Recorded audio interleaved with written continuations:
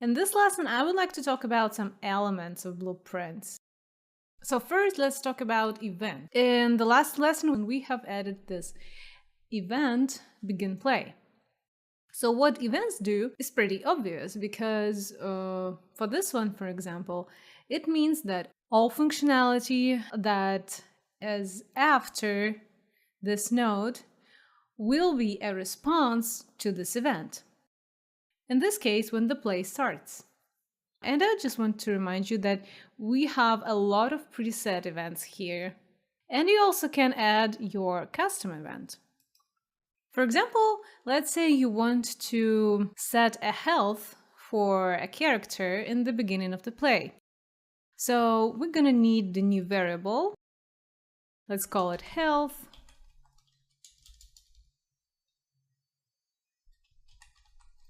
Since it's health, we need to choose something that represents a number. We could choose float maybe, but that would mean that the number is decimal, so it's like 5.3. And for health, I think it doesn't look good. So for health points, it's usually 100, 95, 90, etc. So integer it is. Let's add the description.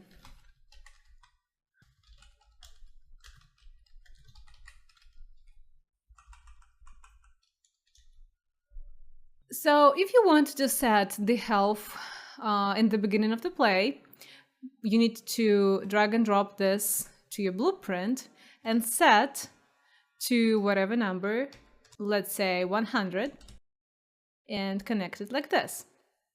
So when you do like this and click play, you don't see any changes, right?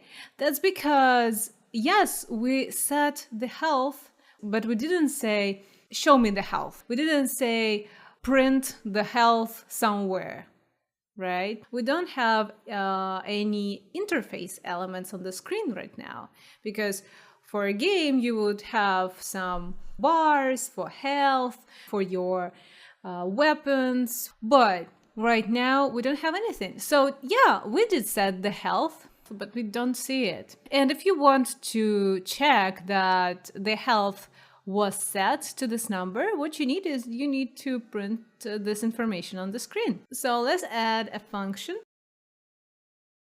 This is the function that you already know. It's print string. But instead of this, we're gonna open this up and connect the health to this side. And if you see that when you do like this, when you hover over this, when you hover it, you can see it says convert integer to string. That means that it would add this converter here. You can see it's different color because this variable is integer and this variable is string. So we can convert it first. We need to convert it first. Let's put 10 for the duration. Click compile, save, and play. All right, and here you can see the 100. It's the health points. We asked the system to show us this variable, and it did.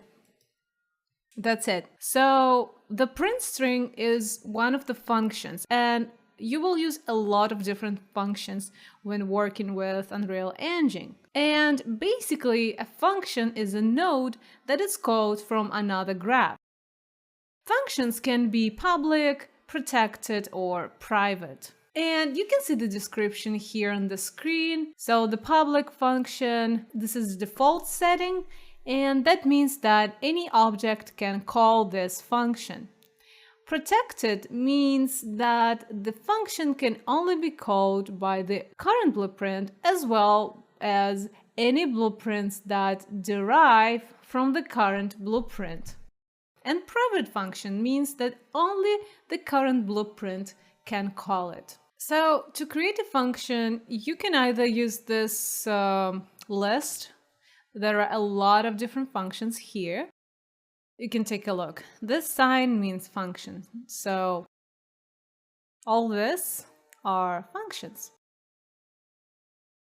Or if you need to create your own function, then you go here, Functions, click here, Function. New function was created. You can rename it. And you can delete it, just like this. And the final element that I want to show you is timeline. Timeline nodes provide time-based animation based on events, floats, vectors, or colors that can be triggered at keyframes along the timeline. They are specifically built for simple, non-cinematic tasks, such as opening doors. We will need timeline nodes for simple, time-based animation. And in the next video, I'm not only going to show you how to use timelines, but we're going to create our own blueprint and create some magic. See you there.